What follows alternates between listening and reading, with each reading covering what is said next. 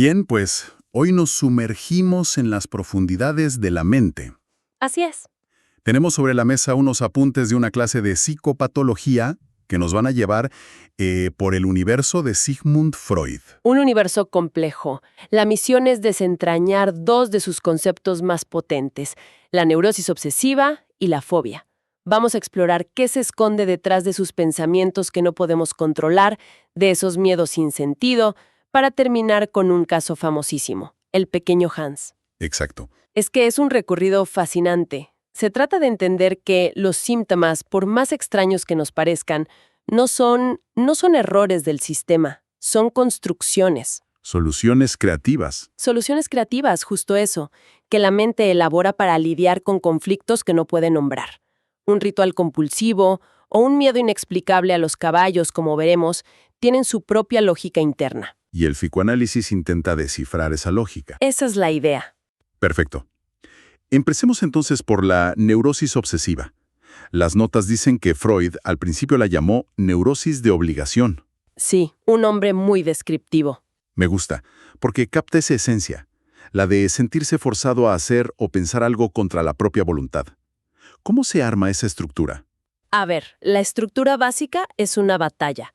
Por un lado hay un impulso, un deseo, un pensamiento que la persona siente como ajeno y terrible. Que se le impone. Se le impone exacto. Y por otro lado están todas las defensas que construye para luchar contra eso. La fuente nos da un ejemplo muy claro. El del psicoanalista. Sí, un psicoanalista que de la nada siente el impulso de tirar a su perro por la ventana. Ese pensamiento que irrumpe, que es inaceptable para él, es lo que Freud llamaría el retorno de lo reprimido. Claro, y lo interesante es que no se depiede ahí. No es solo tener un mal pensamiento y ya. ¿Cómo se va complicando? Exacto. Ahí empieza la verdadera construcción del síntoma. Primero aparecen lo que llamaríamos defensas primarias. ¿Ok? Siguiendo el ejemplo, después de sentir ese impulso horrible, la persona podría empezar a sobrecompensar. ¿Cómo? Acaricia al perro sin parar, lo cuida de forma exagerada, como para anular el pensamiento. Pero si el conflicto interno se intensifica. Surgen defensas más complejas. Secundarias, sí. Podría empezar a esconder todos los cuchillos de la casa, por miedo a usarlos, o sentir una angustia terrible cada vez que ve a otro perro. O el ritual. Y aquí está el núcleo de la obsesión. Desarrollar un ritual. Tengo que acariciar al perro 40 veces antes de salir. Si no, algo malo pasará. Es un intento mágico de controlar la amenaza interna. Y todo esto, según las notas, viene con una duda paralizante. Pienso en el caso que mencionan, el hombre de las ratas. Ajá. Estaba atrapado en una indecisión constante, poniendo y quitando una piedra del camino, sin poder decidirse. Ese es el punto central. Para el psicoanálisis, ese pensamiento que parece absurdo, la piedra en el camino, no es el problema real. Es un señuelo. Es un señuelo. Lo que sucede es un falso enlace. La emoción original, digamos una culpa o un odio profundos, se desconecta de su verdadera fuente y se pega a una idea nueva, neutra o ridícula. O sea que el afecto, la angustia, sigue ahí, pero ahora está ligado a la piedra, no al conflicto original. Precisamente, es un camuflaje tan efectivo que la propia persona ya no sabe qué es lo que originalmente le angustiaba. Solo sabe que tiene que mover esa piedra. Qué complejo. ¿Y Freud siempre pensó así? ¿O sus primeras ideas eran más directas? No, fue un largo camino. Sus primeras hipótesis, allá por 1895, eran mucho más literales. Él pensaba que las obsesiones estaban ligadas a recuerdos de experiencias sexuales infantiles. Ah, lo clásico. Sí, una teoría más lineal, de causa y efecto, pero se dio cuenta de que era mucho más complejo que eso. Y en esa evolución, llegó a una de las comparaciones más provocadoras que mencionan las fuentes. La religión. La neurosis obsesiva como una religión individual. Eso es muy potente. Es una idea radical. En acciones obsesivas y prácticas religiosas, Freud analiza las similitudes y son impactantes. A ver. Tanto el neurótico como el creyente tienen rituales que deben cumplir al pie de la letra. Ambos sienten una culpa omnipresente, una sensación de pecado. Y ambos realizan actos para expiar esa culpa. Rezar un rosario o lavarse las manos 50 veces. Exactamente. En ambos casos hay una especie de padre o entidad superior a la que se teme. Y se busca complacer. Justo a eso iba. Freud llega a una conclusión casi escandalosa para su época. Dice, o la neurosis obsesiva es una caricatura de una religión privada, o la religión es una neurosis obsesiva universal. ¡Wow! Básicamente las pone al mismo nivel como sistemas para manejar la culpa. Y esto se conecta con el pensamiento mágico, la idea de que tus malos pensamientos pueden causar una catástrofe en la realidad. Y de ahí el concepto de tabú, que también se explora en las notas. Una prohibición cuyo origen se ha olvidado. Así es. Freud en Tótem y Tabú compara las prohibiciones del obsesivo con los tabúes de las culturas antiguas. Piensa en una tribu que tiene prohibido tocar a su jefe. Si les preguntas por qué, la respuesta es siempre ha sido así. El origen racional se perdió. Se perdió. El neurótico funciona igual.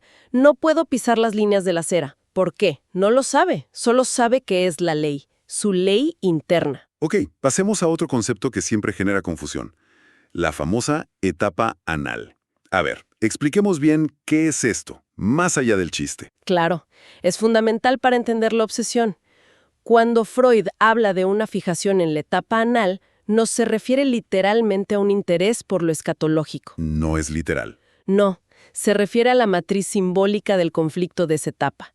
Suele ocurrir alrededor del control de esfínteres.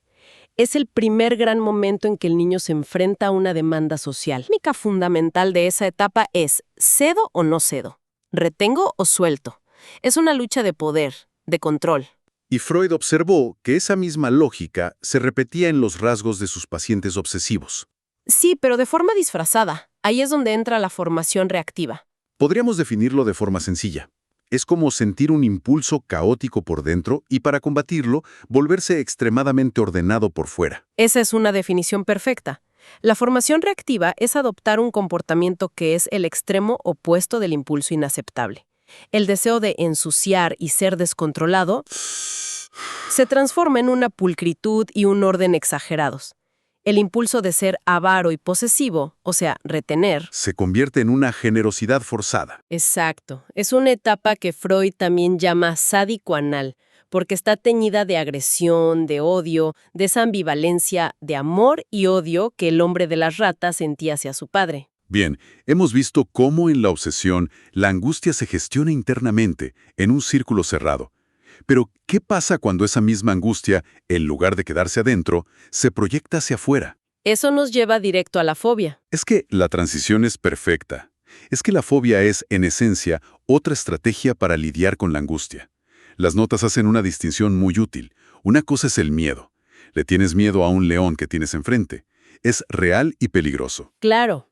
Otra es el terror, que es más inesperado.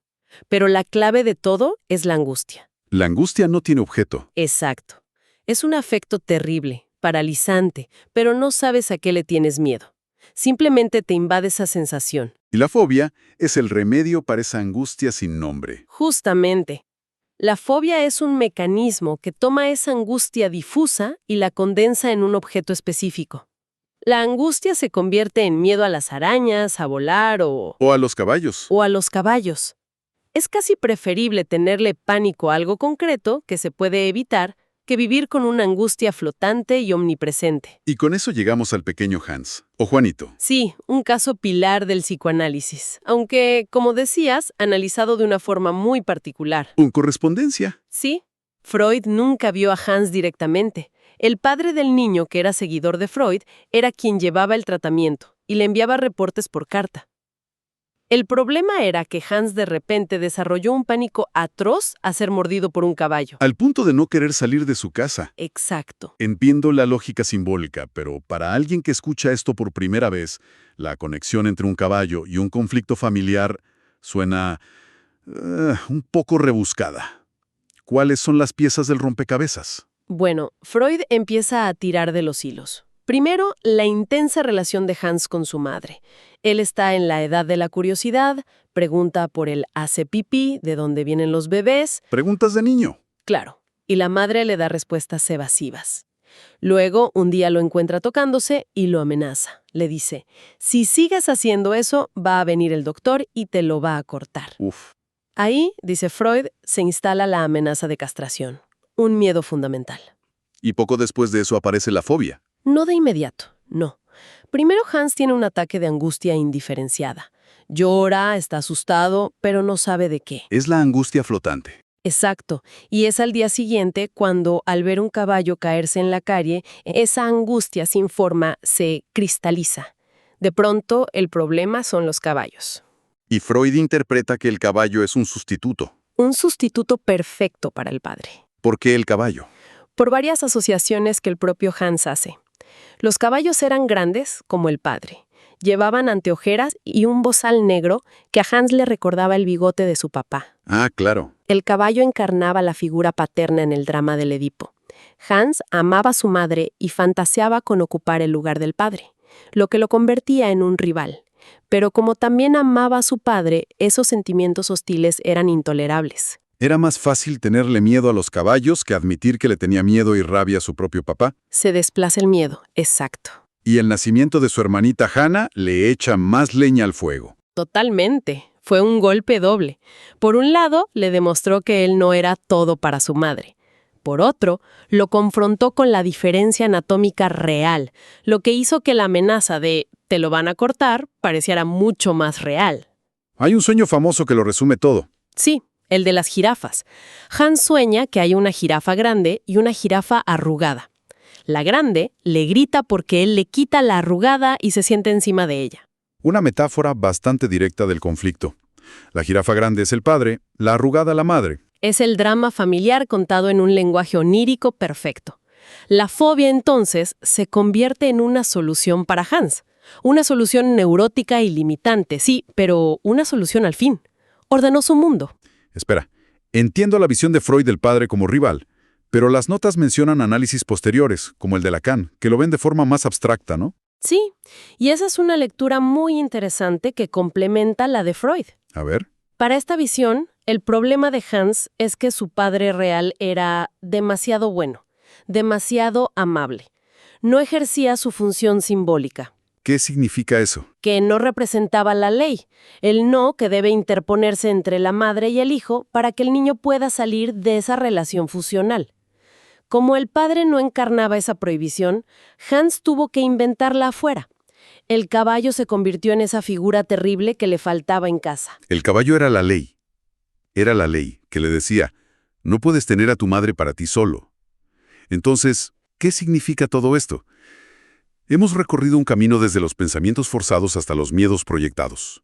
Y al final, para el psicoanálisis, un síntoma no es una falla. Es una creación. Es una creación compleja, una defensa, una metáfora que la mente construye para manejar deseos y culpas que son demasiado crudas para enfrentar directamente. Exacto. En el caso de Hans, la fobia fue su manera de escribir una historia, un guión para darle sentido a un drama familiar que lo desbordaba. La angustia sin nombre se convirtió en un cuento de caballos malos. Y ese cuento, aunque aterrador, era algo que podía manejar. Le dio un marco para resolver su conflicto y seguir adelante. Y aquí va una idea final para reflexionar. Algo que se menciona en las notas y que siempre me ha parecido increíble. Dime. Hans creció, superó su fobia y se convirtió en un exitoso director de ópera. Un creador de escenas, de dramas. Qué curioso. Y de adulto, no recordaba absolutamente nada de su fobia a los caballos. La represión había funcionado a la perfección. Increíble. Esto nos deja con una pregunta. Si un síntoma es una historia que nos contamos para darle forma a una angustia que no podemos nombrar, ¿qué sucede cuando esa historia ya no es necesaria? ¿Simplemente se archiva? Y más importante aún, ¿qué otras historias podríamos estar contándonos en nuestra vida diaria para manejar nuestros propios conflictos, sin siquiera ser conscientes de que son solo eso, historias?